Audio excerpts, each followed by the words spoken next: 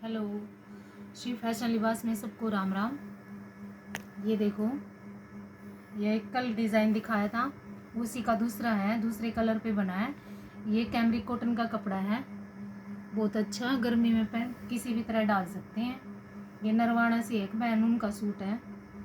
ये गला है और बीच में एक फ्लावर है।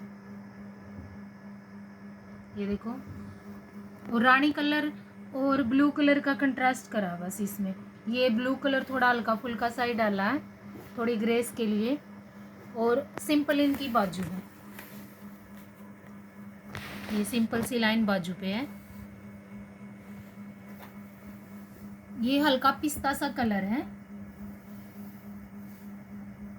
एक दूसरा सूट और है,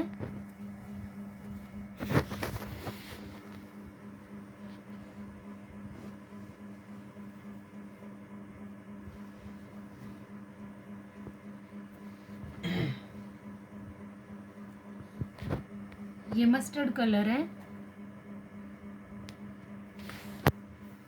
ये घेरे पे एक लाइन है बस, और कुछ नहीं है। ये भी कुर्ती के ही हल्के फुल्के से डिज़ाइन है बस। ये घेरे पे है और ये इसकी बाजू है। ये देखो, ये इसकी बाजू है। मस्टर्ड कलर है और वाइन कलर का कंट्रास्ट है। ये वाइन कलर है और इसका बेस है मस्टर्ड कलर।